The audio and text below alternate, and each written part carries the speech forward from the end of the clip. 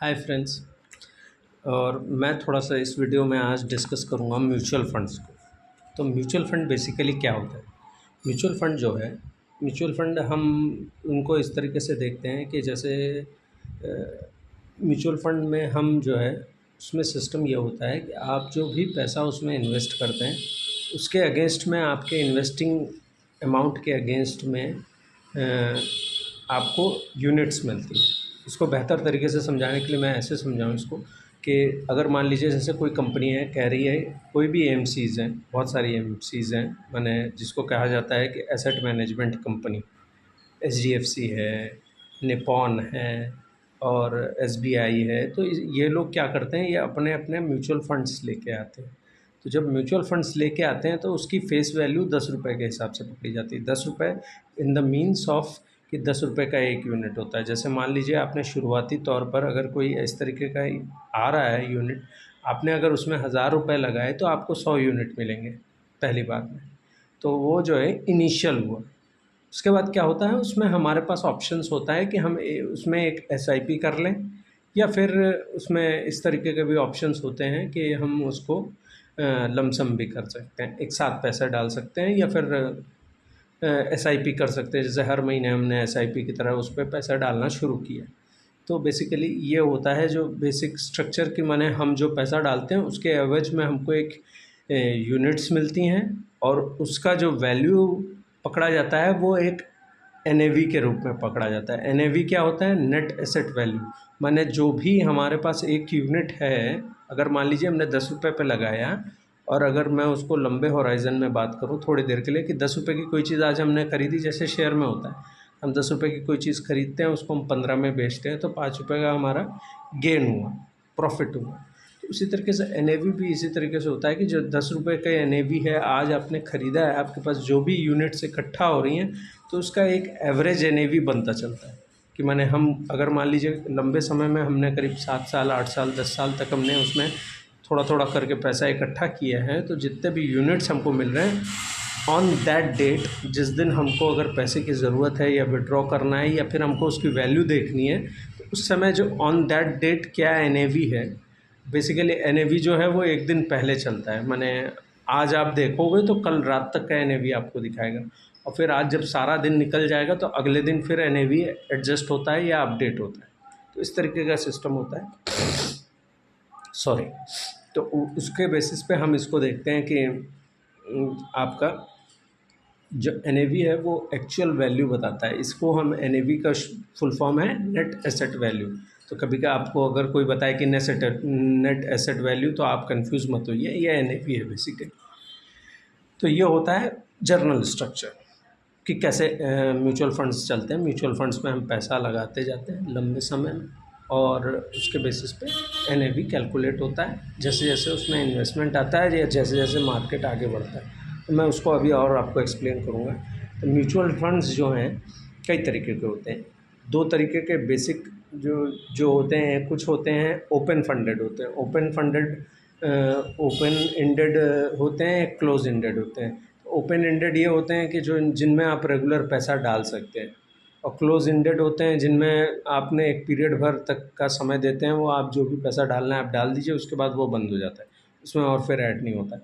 तो यूजुअली अब जिस तरीके का डाइवर्सिफाइड मार्केट है, क्लोज एंडेड फंड बहुत कम होते हैं, ज़्यादातर ओपन एंडेड होते हैं।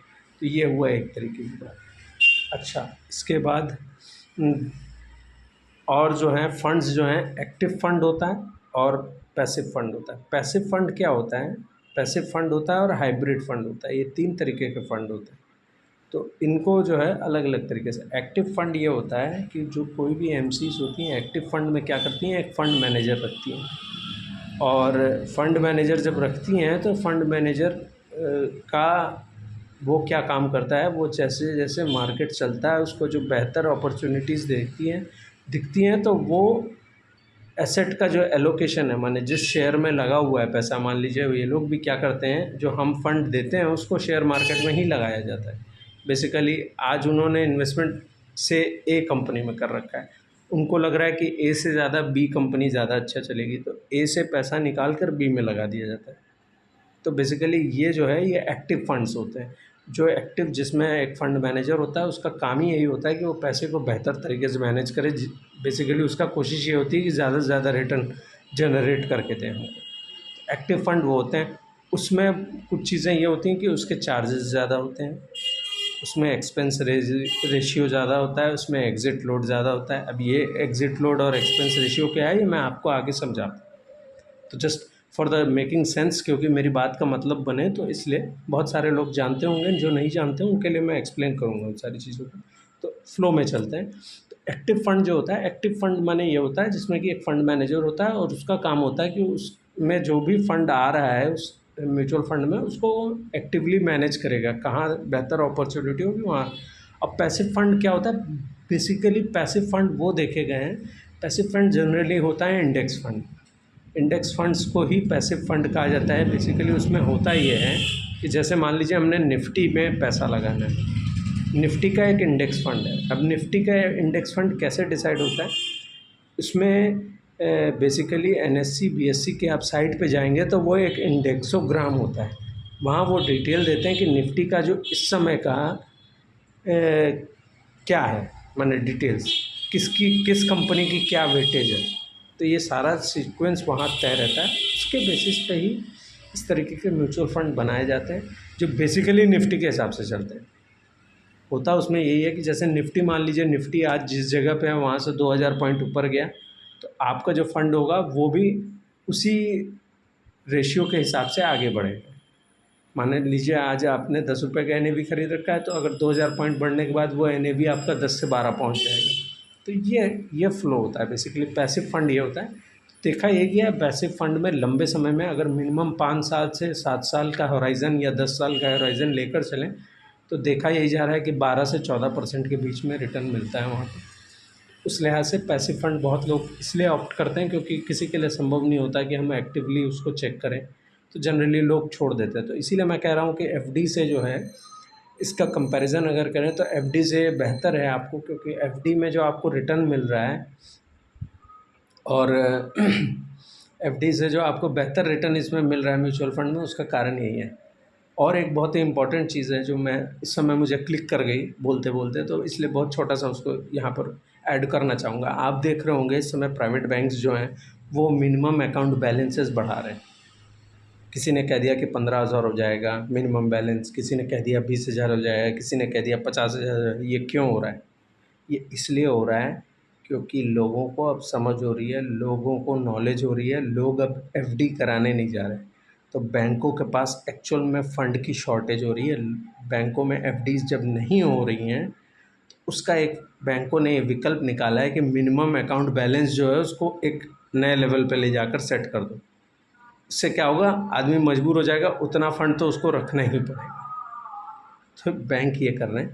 तो ये जस्ट ये आउट ऑफ कॉन्टेक्स्ट बात थी, लेकिन ये बहुत ज़रूरी है। मैं समझाने की कोशिश कर रहा हूँ बेसिकली हो क्या रहा है, कैसे सिचुएशंस चेंज हो रही है। खैर वापस आते हैं अपने टॉपिक पे, सॉरी लेकिन जो भी बात आई वो रियलिस्टिकली कहना ज़रूरी था, तो इसलिए आई।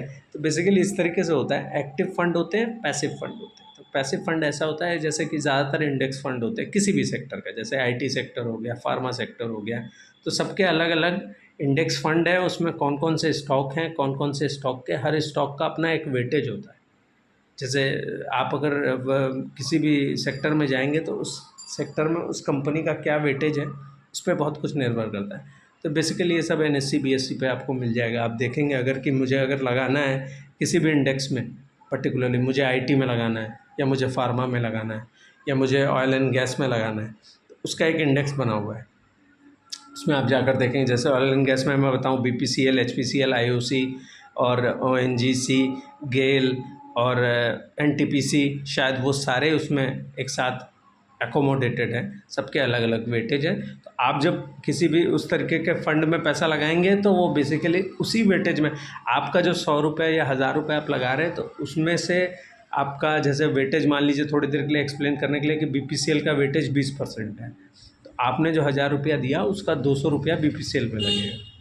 मान लीजिए एचपीसीएल का वहाँ पे वेटेज 15 रुपये का है, तो 15 रुपये का, तो आपने जो 1000 रुपये दिए तो उसमें से 150 रुपया एचपीसीएल में लगेगा। आपने जो पैसा दिया उसमें एनटीपीसी का अगर मान लीजिए 10% है, तो 100 रुपये जो है एनटीपीसी में लगेगा। तो बेसिकली होता ही है। ये आपको आसानी से इसलिए समझाने के लिए कोशिश कर रहा हूँ कि मैं पैसिव फंड को आपको एक्सप्लेन कर दूँ कि बेसिकली होते वो इंडेक्स फंड है। अगर लोग निफ्टी में लगाते हैं तो निफ्टी में जो टॉप 50 स्टॉक्स हैं उनके जिस हिसाब से वेटेज होता है उसी हिसाब से उन स्टॉक्स में वो पैसा लगता है। बेसिकली सिस्टम बहुत सिंपल है, पैसिव फंड का सिस्टम बहुत सिंपल है। वो इंडेक्स को फॉलो करता है, जिस भी इंडेक्स में आप पैसा लगाएं तो उसके बेसिस पे चलता है। अच्छा, उसके अलावा अब आजकल बहुत तरीके के अलग अलग फंड्स आ गए हैं, जैसे थियमेटिक हो गए। थियमेटिक क्या होता है? जो थीम चलती होती है, दैट मीन्स ट्रेंड, जो इस समय का ट्रेंड चल रहा है उसके हिसाब से फंड्स बनाए गए हैं। इस समय के थीम में कौन कौन से स्टॉक्स बेहतर हैं उसके बेसिस पे एक फ़ंड बना दिया गया। सेक्टर फ़ंड होता है किसी एक, वही मैंने जैसे मैंने आपको समझाया कि आईटी का अलग सेक्टर हो गया, उसका फ़ंड हो गया। उस तरीके से डेट फ़ंड होते हैं।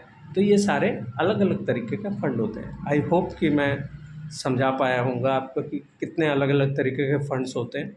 तो ये आपके लिए आसान होगा इसको समझना। अगर नहीं कुछ समझ में आए तो आप कमेंट करें तो मैं उसको एक्सप्लेन कर दूँगा। बाकी आपको लगे तो एक बार फिर से वीडियो रिपीट कर लेंगे तो ज़्यादा अच्छे से क्लियर हो जाएगा। अब आगे बढ़ते हैं। Asset allocation. Asset allocation basically वही होता है कि किस सेक्टर में हमने कितना पैसा लगाना है, किस कंपनी में हमने कितना एसेट एलोकेट करना है, कितना पैसा लगाना है। तो बेसिकली म्यूचुअल फंड्स क्या करती हैं? म्यूचुअल फंड में एक्चुअल में म्यूचुअल फंड में और एएमसीज़ का आने का कारण यही था कि देखा यह जाता था मार्केट में कि एफआईआईज़ जो हैं अचानक से आकर मार्केट से पैसा विड्रॉ कर जाते थे। मैं आपको बताऊं कि जितना मुझे सेंस बना है और जितना मैंने पास्ट हिस्ट्री को देखा है तो देखने में ये आया है कि एफआईआईज़ ने जितनी बिकवाली इस समय की मार्केट में, इंडियन मार्केट में पिछले 1-1.5 साल में, अगर इतनी बिकवाली आज से 15 साल 20 साल पहले करते तो मार्केट हमारा कम से कम 40% टूटता है, 40%। लेकिन इस समय हमारा जो मार्केट टूटा तो वो 16, 17, 18, 20%। क्यों? क्योंकि वो टूट रहा था और इधर से ये जो म्यूचुअल फंड्स का फंड है वो लोग उस पैसे को इन्फ्यूज़ कर रहे थे कंटिन्यूअसली मार्केट में, तो वो बेच रहे थे और इधर ये खरीद रहे थे। तो म्यूचुअल फंड का जो फंड है वो पैसा इनबिल्ट हो चुका है इस समय मार्केट में। इसीलिए आप देखें आपकी मार्केट इतना ज़्यादा गिर नहीं रही है, ना चल रही है ना गिरी रही है, बीच में खड़ी है। वो खड़ी इसी वजह से है क्योंकि म्यूचुअल फंड के ये सारी एएमसीज़ जो हैं इन्होंने आकर पैसा लगाकर सपोर्ट दे दिया मार्केट को, बेसिकली मार्केट को गिरने नहीं दिया। तो खैर ये भी एक बात थी। एक्सपेंस रेशियो क्या होता है? एक्सपेंस रेशियो बेसिकली एक चार्जेस होती हैं जो कि चार्ज होता है on the basis of AUM. AUM क्या? Asset under management. कितना पैसा आपने लगाया हुआ है किस फंड में, उसका एक परसेंटेज जो है वो चार्ज करते हैं, एक्सपेंस रेशियो होता है। एक्टिव फंड्स में वो ज़्यादा होता है, पैसिव फंड में वो बेसिकली कम होता है। रिलेटिवली कम इसलिए होता है पैसिव में क्योंकि कोई वहाँ एक्टिवली मैनेज नहीं कर रहा होता है। एक्टिव फंड में एक्टिव मैनेजर होता है तो वो भी मैं पैसा मैनेज कर रहा है तो उसका भी कुछ पैसा बनना चाहिए, तो उस तरीके से हम इसको करते हैं बेसिकली। और उसके बाद होता है एक एग्ज़िट लोड। एग्ज़िट लोड होता है बेसिकली जो हमने पैसा लगा रखा है मार्केट में, या फिर हमने जो पैसा हमारा पर्सनल जो पैसा लगा हुआ है उस पे जब हम वहाँ से पैसा विड्रॉ करते हैं तो उसका एग्ज़िट लोड जो है ज़्यादातर सारी एएमसीज़ का एक समान होता है। तो वो एक चार्ज हमसे चार्ज करते हैं, जो भी पैसा हमको देने जाते हैं तो उसका एक चार्ज वो करते हैं कि आप पैसा निकाल रहे हो, उसका एक पार्ट वो लेते हैं। बेसिकली सारे फंड्स करते हैं, कुछ ऐसा नहीं है कि कुछ अलग सा है। एग्ज़िट लोड बेसिकली वो होता है जब हम पैसा निकालते हैं किसी भी म्यूचुअल फंड से, तो वहाँ एक एग्ज़िट लोड का एक परसेंटेज चार्ज होता है। वो भी बहुत ज़्यादा नहीं होता, करीब 1% 2% ऑन दैट एयूएम, माने हमारा जो पैसा है। अगर क्या बात कहूँ तो अगर 1,00,000 रुपया है तो उसका 1% 2% depend on kind of fund, तो वो पहले से डिसाइडेड रहता है। ऐसा नहीं है कि जब आप पैसा निकालेंगे तब वो बताएंगे, पहले से डिसाइडेड रहता है कि एग्ज़िट लोड ये लगेगा। बेसिकली इसमें होता ये है कि पैसिव फंड जो है वो बेंचमार्क को बीट करते हैं। बेंचमार्क क्या हुआ? बेंचमार्क हुआ आपका जैसे कि निफ्टी जैसे चल रहा है for a period of time. अब थोड़ा सा पीरियड की बात कर लें। पीरियड यूजुअली जो डेटा बता रहा है पीरियड का, मार्केट का, ऐसे बहुत सारे मौके आते हैं कि 5 साल की अवधि में देखा जाता है। अगर 5 ईयर्स का एक टेन्योर रख लें तो म्यूचुअल फंड कई बार ऐसा होता है कि 5 साल 7 साल के रेंज में एक बार ऐसा होता है कि मार्केट बहुत ज़्यादा करेक्ट हो जाएगा। आपका जो भी 5 साल में रिटर्न बन रहा होगा वो आपको नेगेटिव रिटर्न भी दिखा रहा होगा। मान लीजिए आपने, मैं से एग्ज़ाम्पल, आपने 1 लाख रुपया लगा रखा है, ऐसा भी संभावना है कि वो आपका 1 लाख रुपया for a short period of time, उस 5 से 7 साल के पीरियड में, for a short period of time वो जो रिटर्न है वो आपका 1 लाख रुपया कई बार ऐसा हो सकता है आपको दिखे कि 85,000 हो गया, 90,000 हो गया, 95,000 हो गया। ये अलग अलग वैरी क्यों बता रहा हूँ मैं, वैरी इसलिए बता रहा हूँ कि कितना मार्केट करेक्ट हो रहा है उस पर डिपेंड करता है for the that short period of time. तो डरने वाली बात नहीं है। बेसिकली प्रॉब्लम यही है कि जिस समय मुनाफा बनने को होता है तो हम जैसे रिटेल इन्वेस्टर्स भाग लेते हैं। हमको लगता है अरे यार 1 लाख लगाया था 85,000 हो गया यार, निकलो निकलो निकलो। अबे निकलो नहीं, रुको रुको, समय दो। सारे समय तक देखते आए, देखते रहे कि 1 लाख रुपया, 1,20,000 हो गया, 35 हो गया, 40 हो गया। अब आपके अंदर वो फोमो आता है कि जब एक 35 एक 40 हो गया यार निकाल लेना चाहिए था वो 35,000 40,000 रुपये। लेकिन आप अगर इसी लंबी अवधि को देखेंगे, लंबी अवधि में अगर इस चीज़ को ले जाकर देखेंगे तो आपको देखने को मिलेगा कि ये जो 1 लाख रुपया है ना, वो अगर आपने जितने लंबे पीरियड के लिए रखा तो उस पर कंपाउंडिंग होती चलेगी। वो कंपाउंडेड इंटरेस्ट पे मैंने जो रूल ऑफ 72 बताया था, आप लोगों ने नोटिस किया होगा, तो वो कंपाउंडिंग इंटरेस्ट चल रहा है। तो बेसिकली निफ्टी का इतिहास ये कहता है कि 13.8% वो दे रहा है पिछले 35 साल में, जब से कि म्यूचुअल फंड शुरू हुआ, ऑलमोस्ट बहुत शुरुआती समय से। तो 14% का निफ्टी रिटर्न दे रहा है। अमूमन अलग अलग फंड अलग तरीके के रिटर्न देते होंगे, पर ज़्यादातर फंड्स जो है वो, अगर आपका बेंचमार्क माने इंडेक्स को अगर बीट नहीं कर रहे हैं म्यूचुअल फंड, खास करके एक्टिव फंड तो ज़रूर करते हैं, पैसिव फंड भी देखा यही गया है कि रिलेटिवली उसके आसपास ही रिटर्न बना कर देते हैं अगर आप इतने लंबे समय तक बने रहें। मैं किसी को देख रहा था, किसी ने बताया कि एक तो स्मॉल कैप फंड था HDFC का, तो उसमें उन्होंने करीब 25 साल पैसा लगा के रखा हुआ था शुरुआती दौर पे। तो वो बता रहे हैं कि वहाँ से पैसा उनका जो है, उन्होंने शायद बताया कि 1 लाख रुपया लगाया हुआ था तो दैट हैज़ गॉन मल्टीप्लाइड। वो करीब बता रहे थे शायद 16 करोड़ 17 करोड़ हो गया 25 साल के टाइम में। 25 साल, तो इस बात को बहुत ध्यान से सुनिए है कि 25 साल में वो जो 1 लाख रुपया उन्होंने या इन्वेस्ट किया था, 25 साल तक उस पैसे पे कंपाउंडिंग चलती रही और तब जाकर वो, शायद नहीं, मेरा फिगर गलत हो रहा है, उन्होंने शायद 36 लाख रुपए लगाए थे, 36 lakh. Basically it was an SIP kind of fund था, उस पर उन्होंने पैसा लगा रखा था। तो हर महीने 10,000 की एसआईपी कर रहे थे और कंटिन्यूसली वो उन्होंने over a period of time continuous उन्होंने 25 से 30 साल पैसा लगाया। तो 35-36 लाख रुपए उन्होंने लगाया। उस 36 लाख की वैल्यू करीब 17-18 करोड़ 25 साल की अवधि में। तो ये आपको कहीं पे भी एफडी इस तरीके का रिटर्न नहीं दे सकता। सबसे पहली चीज़ तो ये है। तो लंबे समय में म्यूचुअल फंड में हमेशा लंबा समय लेके बैठना पड़ेगा, मिनिमम 5 से 7 साल। डरिए नहीं, बैठे रहिए, कंटिन्यूस इन्वेस्ट करिए।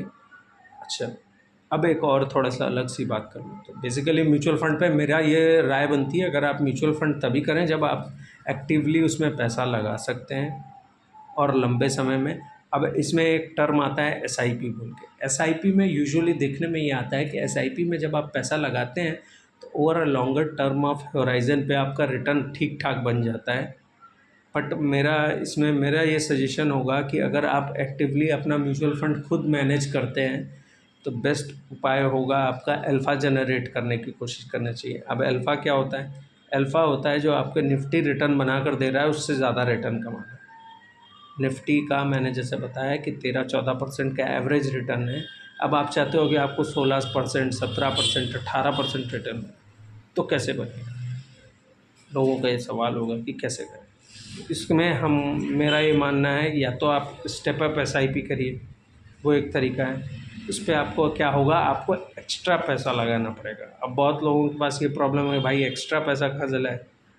एक फ़िक्स्ड अमाउंट दे रहे हैं, दैट इज़ ओके, लेकिन एक्स्ट्रा पैसा नहीं है। अगर एक्स्ट्रा पैसा नहीं भी है तो आप बाई ऑन डिप की स्ट्रैटेजी को यूज़ करिए। आपको एक चीज़ नोटिस करनी है कि जब मार्केट गिरे तो आपका एनएवी कितना नीचे आ रहा है, नीचे जाकर पैसा लगाइए। जब आप नीचे जाकर पैसा लगाएंगे, जैसे पिछले 1-1.5-2 साल को अगर आप रियलाइज़ करेंगे, आज नहीं समझ में आएगा, जब आज से हम 3 साल 4 साल 5 साल आगे जाकर मार्केट को देखेंगे तब हमको समझ में आएगा कि इस समय की एनएवी जो थी वो नीचे थी। इस समय हमारा ज़्यादा से ज़्यादा इन्वेस्टमेंट करके एनएवी यूनिट्स इकट्ठा करना चाहिए। इस यूनिट पे रिटर्न कब बनेगा? आगे आने वाले 3 साल, 10 साल, 7 साल, 8 साल, 10 साल में। तो बाई ऑन डिप पे अगर आप जाते हैं तो वहाँ आपका अल्फ़ा जनरेट होता है। ये मेरा सेंस बना है म्यूचुअल फंड का। आशा करता हूँ सब कुछ समझा पाया होऊंगा। थोड़ा वीडियो लंबा हो गया, पर म्यूचुअल फंड आप जानते ही हैं इतना बड़ा टॉपिक है, एक वीडियो में कवर कर पाना। अभी इसमें भी बहुत सारे लोगों के बहुत सारे सवाल होंगे, तो एक्सपेक्ट करता हूँ कि किसी का कोई सवाल होगा तो ज़रूर जवाब दूंगा। एक और छोटी सी चीज़ रह जा रही है, तो उसको भी मैं कवर कर दूं। एक शार्प रेशियो, कोई कहेगा शार्प रेशियो क्या होता है, तो शार्प रेशियो को मैं आपको समझाने की कोशिश करूँ। वो ये बताता है कि कितना परसेंटेज डिफरेंसेस रहता है आपका इंडेक्स से और आपका फंड, माने आपका फंड क्या रिटर्न दे रहा है और निफ्टी इंडेक्स, निफ्टी क्या रिटर्न दे रहा है। बेसिकली वो जो गैप है वो 1% से ज़्यादा नहीं होना चाहिए। अगर किसी भी केस में ज़्यादा हो रहा है तो इस बात को आप समझिए कि इससे ये समझ में आता है कि आपने जिस फंड में पैसा लगा रखा है उसमें जो सेक्टर है वो शायद ख़राब कर रहा है, निफ्टी से बहुत ज़्यादा ख़राब कर रहा है, तभी ये गैप बढ़ता है। यूजुअली अगर 1% तक का तो माना जाता है कि शार्प रेशियो 1% हो सकता है। मैंने इसको समझाने के सरल भाषा में कि जैसे निफ्टी अगर आपका 13-14% का रिटर्न दे रहा है, और तो आपका अगर आपका फंड अगर आपको 14 की जगह 13% दे रहा है अगर आपका फंड, तो आपको ये मान के चलना चाहिए कि ये ठीक चल रहा है, मेरा फंड ठीक चल रहा है, अलाइंड है मार्केट से के साथ चल रहा है बेसिकली मेरा फंड। तो ये मेरा सेंस है इस पर। शार्प रेशियो ये होता है। तो मैंने कोशिश की है सारी चीज़ों को एक्सप्लेन करने की। हो सकता है कुछ चीज़ें आपको ना समझ में आए, कुछ और भी सवाल हो सकते हैं, तो ज़रूर पूछें, उसको मैं ज़रूर क्लियर करने की कोशिश करूँगा। Thank you so much.